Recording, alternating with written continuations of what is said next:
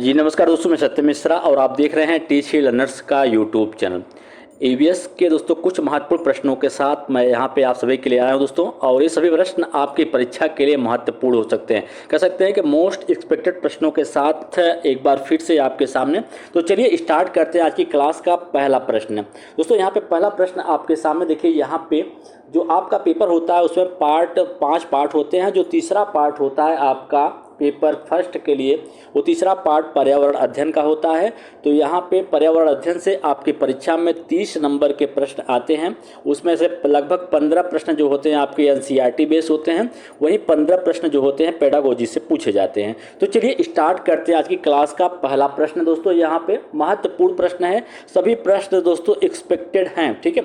तो निम्नलिखित में से कौन सा एक भारत का संघ शासित प्रदेश नहीं है? तो नहीं है दोस्तों। और हाँ, इस चीज़ को बिल्कुल दोस्तों ध्यान दीजिए। कभी कभी क्या पूछ लेता है, कभी कभी नहीं लिखा रहता है और आप ध्यान नहीं देते हैं उस चीज़ का, और उत्तर जो है गलत करके चले आते हैं। तो यहाँ पे पूछा गया है कि निम्नलिखित में से कौन सा एक भारत का संघ शासित प्रदेश नहीं है? पहला ऑप्शन दे रखा है लद्दाख, दूसरा है जम्मू कश्मीर, तीसरा है मणिपुर और चौथा है चंडीगढ़। तो इसमें से कौन सा एक केंद्र शासित प्रदेश जो है भारत संघ का संघ शासित प्रदेश नहीं है? तो बिल्कुल दोस्तों इस प्रश्न का राइट जवाब क्या होगा? ऑप्शन नंबर 3 होगा कि मणिपुर जो है एक भारत का संघ शासित प्रदेश नहीं है। ऑप्शन नंबर 3 राइट जवाब होगा। चलते हैं अगले प्रश्न पे। दोस्तों आप पूरा वीडियो देखिएगा और आप खुद कमेंट करके बताइएगा कि आपके द्वारा कितने प्रश्न जो हैं इसमें से सही हो पा रहे हैं। तो प्रश्न संख्या नेक्स्ट है कि निम्नलिखित में से कौन से कच्चे तेल के उत्पादक हैं? बॉम्बे हाई तथा पश्चिम बंगाल, असम और उड़ीसा, गुजरात और तमिलनाडु, बिहार और बॉम्बे हाई। तो निम्नलिखित में से कौन से कच्चे तेल के उत्पादक हैं? तो कच्चे तेल के उत्पादक इसमें से गुजरात और तमिलनाडु हैं। कौन है? गुजरात और तमिलनाडु जो हैं कच्चे तेल के उत्पादक हैं। तो इस प्रश्न का राइट जवाब क्या होगा? ऑप्शन नंबर 3 इसका राइट जवाब होगा। चलिए हम अगले प्रश्न में चलते हैं। प्रश्न संख्या नेक्स्ट है, यहाँ पूछा गया कि हमारे देश का संविधान निम्नलिखित में से किसके नेतृत्व में बनाया गया था? जो हमारे देश का संविधान है जिसको बनने में 2 वर्ष 11 महीना और 18 दिन का समय लगा था, तो हमारे देश का संविधान जो है किसके नेतृत्व में उसको बनाया गया था? ठीक है, तो मोहनदास करमचंद गांधी के, सरदार वल्लभ भाई पटेल के, डॉक्टर भीमराव बाबा साहेब अम्बेडकर या सर्वपल्ली डॉक्टर राधाकृष्णन। तो बिल्कुल दोस्तों यहाँ पे हम बात करेंगे कि हमारे देश का जो संविधान है जिसको बनने में 2 वर्ष 11 महीने 18 दिन लगा था, और किसके नेतृत्व में बनाया गया था? तो डॉक्टर भीमराव बाबा साहब अम्बेडकर के नेतृत्व में इसका जो है निर्माण किया गया था या इसको बनाया गया था। तो चलिए दोस्तों हम अगले प्रश्न में चलते हैं। सभी प्रश्न दोस्तों महत्वपूर्ण हैं, ठीक है। शुरू से अंत तक पूरा वीडियो देखिएगा और थोड़ा भी अच्छा लगे तो लाइक शेयर सब्सक्राइब दोस्तों जरूर कर दीजिएगा, ठीक है। पौधों के लिए किए जाने वाले नीचे दिए गए कार्यों पर विचार कीजिए। पौधों के लिए किए जाने वाले नीचे दिए गए विचारों को, यहाँ पे दोस्तों जड़ों का कार्य के बारे में पूछा गया है। यहाँ पे कुछ कार्य दिया गया है, उसमें पूछा गया है कौन सा कार्य जो है इसमें से जड़ों का कार्य है, ठीक है। पौधों को सहारा देना, ह्यूमस प्रदान करना, भोजन संचित करना या भोजन का भंडारण करना, पानी और खनिजों को अवशोषित करना। तो इसमें से जड़ों का कार्य क्या है? तो इसमें से जड़ों के जो कार्य हैं बता दें आप सभी को कि जड़ों के कार्य सभी हैं सिवाय इसमें से भोजन ह्यूमस प्रदान करने का, ठीक है, बिल्कुल। तो यहाँ पे हम बात करेंगे कि पौधों को सहारा देना या भोजन संचित करना या भंडारण करना और पानी और खनिजों को अवशोषित करने का जो काम होता है सभी जड़ों का होता है। तो इस प्रश्न का राइट जवाब क्या होगा? ऑप्शन नंबर 4 इसका राइट जवाब होगा। चलिए हम अगले प्रश्न में चलते हैं दोस्तों। प्रश्न संख्या यहाँ पे नेक्स्ट है, कहा गया कि पोचमपल्ली भारत के दक्षिण राज्य का एक कस्बा है जो सुंदरता से डिजाइन की गई चमकदार रंगों की पोचमपल्ली साड़ियों और विशेष प्रकार की बुनाई, जिसे भी पोचमपल्ली भी कहते हैं, के लिए प्रसिद्ध है। यह कस्बा अब किस राज्य का हिस्सा या भाग है? ठीक है, कर्नाटक का, केरल का, तेलंगाना का या तमिलनाडु का। तो यह राज्य किसका हिस्सा है प्रेजेंट टाइम में? तेलंगाना का हिस्सा है। बिल्कुल दोस्तों तेलंगाना। इस प्रश्न का राइट जवाब ऑप्शन नंबर 3 होगा। चलिए अगले प्रश्न में चलते हैं धीरे धीरे। अगला प्रश्न है कि निम्नलिखित में से खाद्य पदार्थों के उस समूह को चुनिए जिसमें प्रत्येक सदस्य में लौह तत्व जो है प्रचुर मात्रा में पाया जाता है। ऑप्शन 1 दे रखा है कि गुड़, आंवला, टमाटर, आंवला, पालक, गुड़। तीसरा है आंवला, बंद गोभी या टमाटर। चौथा है कि बंद गोभी, आंवला और पालक।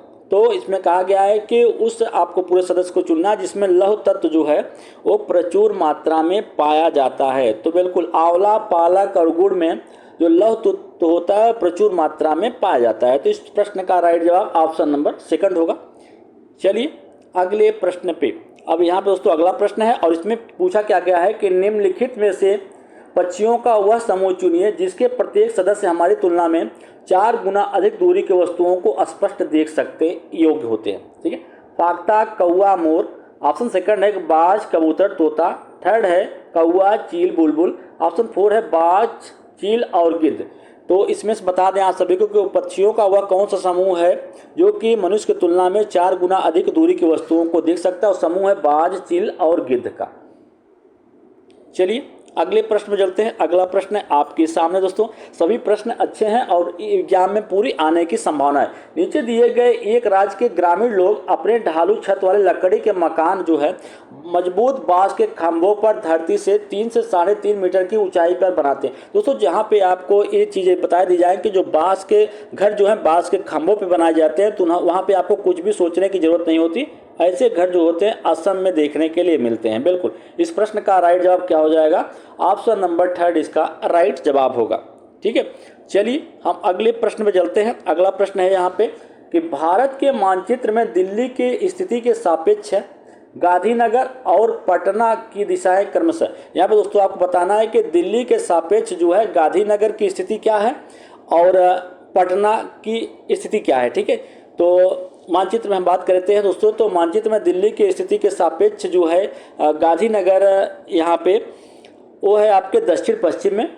किधर है? दक्षिण पश्चिम में। वहीं बात करें पटना की, तो पटना दक्षिण पूर्व में स्थित है। तो इस प्रश्न का राइट जवाब ऑप्शन नंबर 2 होगा। चलिए अगले प्रश्न में, सही प्रश्न दोस्तों मोस्ट एक्सपेक्टेड है कि निम्नलिखित में से किसने मटर के पौधों के साथ प्रयोग किए और यह पाया कि मटर के पौधों में कुछ ऐसे लक्षण होते हैं जो जोड़ियों में पाए जाते हैं, जैसे चिकने या खुरदुरे, लंबे या बौने, पीले या हरे आदि। तो doctor M S. Swaminathan, Gregor John Mendel ने, जॉर्ज मेस्ट्रल ने, चार्ल्स डार्विन ने। तो किसने खोज किया था मटर के बीज पर या मटर पे किसने अपना प्रयोग जो है वो किया था? तो अब बात करते हैं तो ग्रोगर जॉन मेंडल, जिनको ग्रेगर जॉन मेंडल बोलते हैं दोस्तों। चलिए अगले प्रश्न पे, अगला प्रश्न है कि निम्नलिखित में से कौन सा एनसीएफ 2005 के अनुसार ईवीएस पाठ्यक्रम में सुझाए गए 6 विषय में से एक है?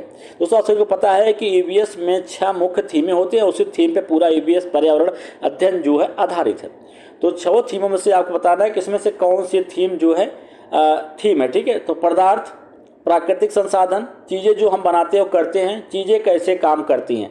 तो यहाँ पे इस प्रश्न का राइट जवाब ऑप्शन नंबर 3 होगा कि चीज़ें जो हम बनाते और करते हैं एक पर्यावरण की एक थीम होती है। इसी प्रकार से जैसे वहाँ पे पर्यावरण की थीम होती है, परिवार और मित्र होता है, यात्रा होता है, जल होता है, भोजन होता है, रहने का स्थान होता है। ठीक है, ये सभी क्या है? थीम होती हैं। उसी में से एक थीम है चीज़ें जो हम बनाते और करते हैं। तो चलिए अगले प्रश्न पे आ गए हैं। यहाँ पे अगला प्रश्न है कि उपाख्यान अभिलेखों में क्या नहीं दर्ज करना चाहिए? उपाख्यान अभिलेख जो होते हैं उसमें क्या नहीं दर्ज करना चाहिए? ठीक है, मुख्य रूप से समस्याग्रस्त स्थितियों की पहचान करना, निर्णय वाले कथनों को लिखना, मजबूतियों और कमजोरियों की पहचान करना, बच्चे की रुचियों और संबंधों आदि की पहचान करना।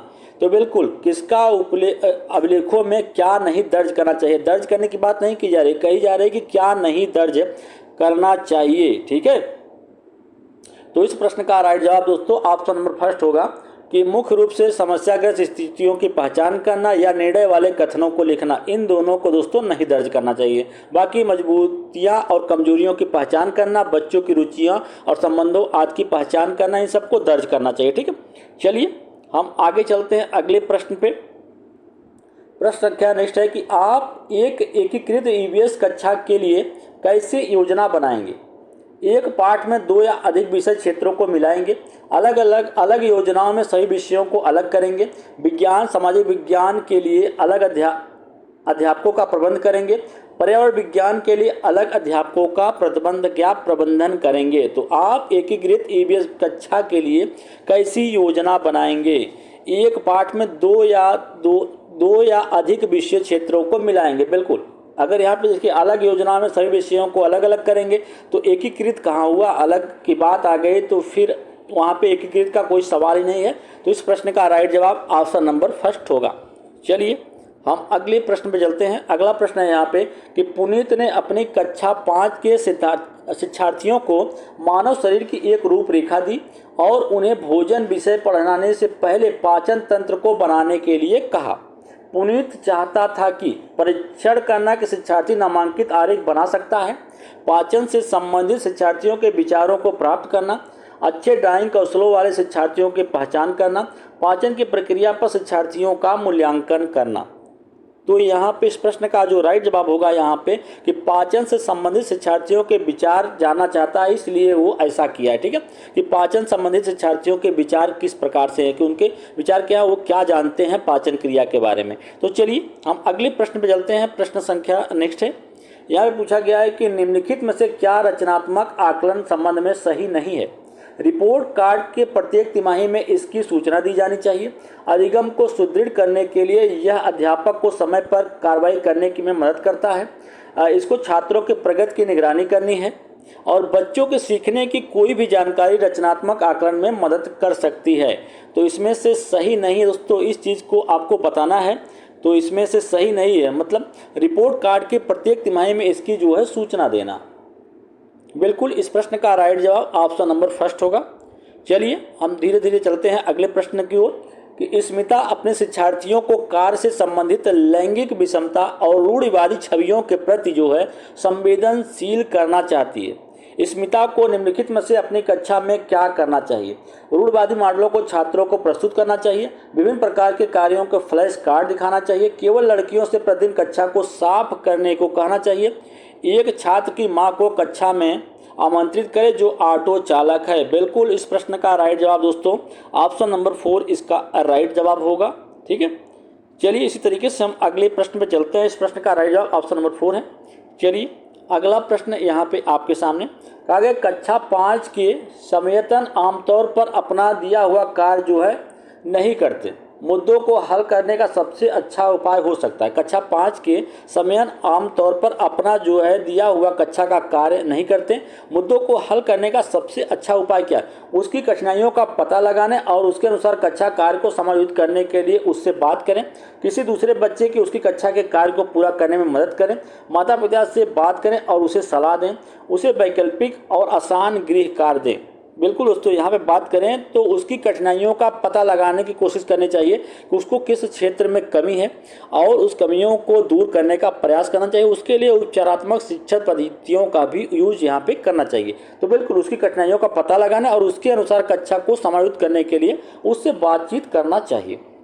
चलिए अगला प्रश्न है यहाँ पे, मुस्कान ने परिवहन में डीजल वाहनों का उपयोग निषिद्ध होना चाहिए विषय पर एक वाद विवाद का आयोजन किया। मुस्कान के द्वारा इस विषय पर कक्षा में वाद विवाद के आयोजन का क्या उद्देश्य है। वह पूरी तरह से परिवहन में डीजल वाहनों पर प्रतिबंध लगाने की आवश्यकता पर छात्रों को संवेदनशील बनाना चाहती है। यह छात्रों के विचारों को जानने और उन्हें सही करने में मदद करेगा। वह आधुनिक वाहनों के उपयोग के लाभों पर छात्रों को संवेदनशील बनाना चाहती है। यह मुद्दों पर छात्रों को कई दृष्टिकोण की सराहना करने में मदद करता है।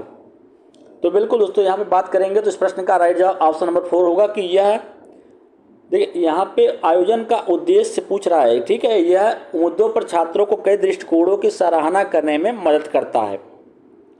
चलिए अगला प्रश्न है यहाँ पे, अब इस प्रश्न पूछा गया है कि ईवीएस मानचित्रण कौशल क्या है।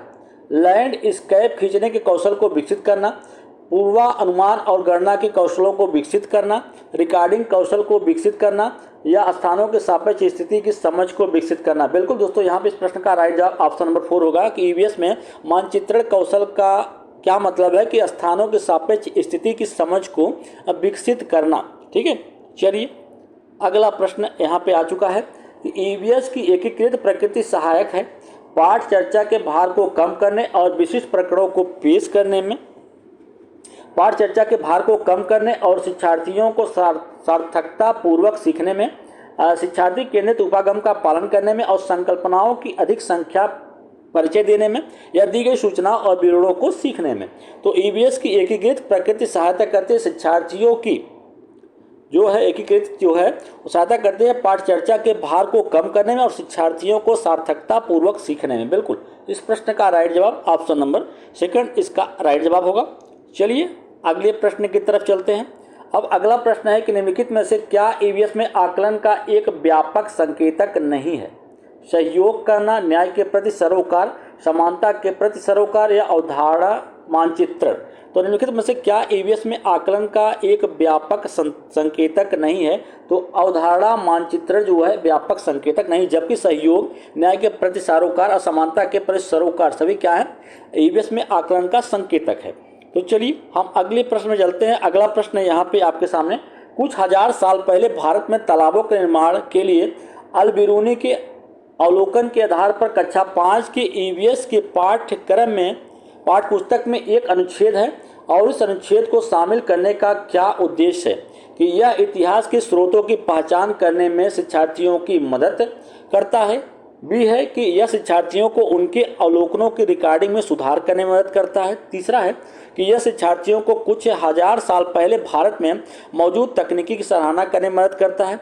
यह शिक्षार्थियों को इतिहास में साक्ष्य की भूमिका को सराहना करने में मदद करता है। तो इस प्रश्न का राइट जवाब दोस्तों जान लीजिए, किसका राइट जवाब बिल्कुल यहाँ पे यह इतिहास के स्रोतों की पहचान करने में शिक्षार्थियों की मदद करता है। बिल्कुल, यह शिक्षार्थियों को कुछ हजार साल पहले भारत में मौजूद तकनीकी की सराहना करने में मदद करता है।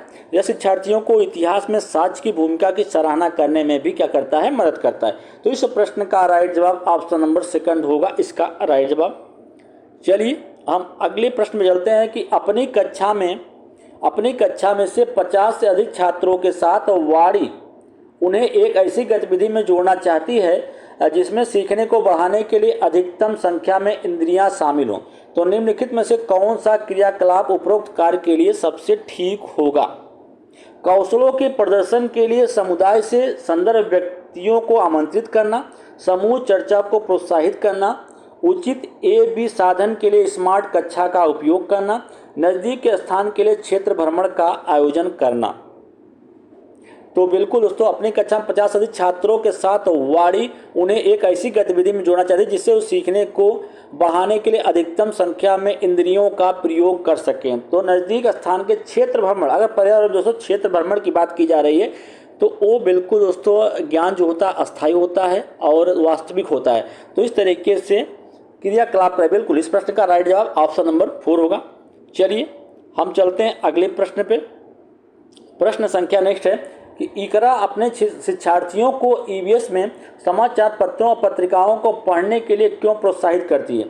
ये मनोरंजन संसाधन उपलब्ध है, ये शिक्षार्थियों को उनके अपने संसार से जुड़ने में सहायता करते हैं, ये शिक्षार्थियों को स्वतंत्र बनाने में सहायता करते हैं या शिक्षार्थियों को प्रतिस्पर्धी बनने में मदद करते हैं। तो इकरा जो है अपने विद्यार्थियों को ईवीएस में समाचार पत्रों को और पत्रिकाओं को पढ़ने के लिए प्रोत्साहित करती है। क्यों करती है? क्योंकि ताकि शिक्षार्थी जो हैं वे अपने संसार से जुड़ सकें। बिल्कुल, समाचार पत्र पत्रिकाओं में दोस्तों ऐसी चीज़ें होती हैं जिससे बच्चा जो है अपने समाज इर्द गिर्द क्या चीज़ें घटित हो रही हैं उनको जान सकता है और अपने समाज से जुड़ सकता है। ठीक है, चलिए आगे चलते हैं अगले प्रश्न पे। प्रश्न संख्या नेक्स्ट है कि पर्यावरण अध्ययन में प्रश्न करने को एक युक्ति के रूप में उपयोग किया जाता है। अनुशासन को बनाए रखने के लिए, ध्यान खींचने के लिए, नियमों के पालन को बढ़ावा देने के लिए या कक्ष में जिज्ञासा को बढ़ाने के लिए। तो बिल्कुल दोस्तों, यहाँ पर अगर हम बात करें कि पर्यावरण अध्ययन में प्रश्न करने की एक युक्ति के रूप में उपयोग किया जाता है जो कि कक्ष में बच्चों की जिज्ञासा को बढ़ाने का कार्य करता है। आगे चलें, अगला प्रश्न है यहाँ पे कि प्रश्न पूछा गया कि नीचे दिए गए कौन से एक राज्य में तुरांग का अर्थ जंगल होता है? असम, उड़ीसा, मिजोरम या झारखंड? तो किस एक राज्य में तुरांग का मतलब क्या होता है? जंगल होता है। दोस्तों झारखंड में क्या कहते हैं? तुरांग को जंगल भी कहा जाता है।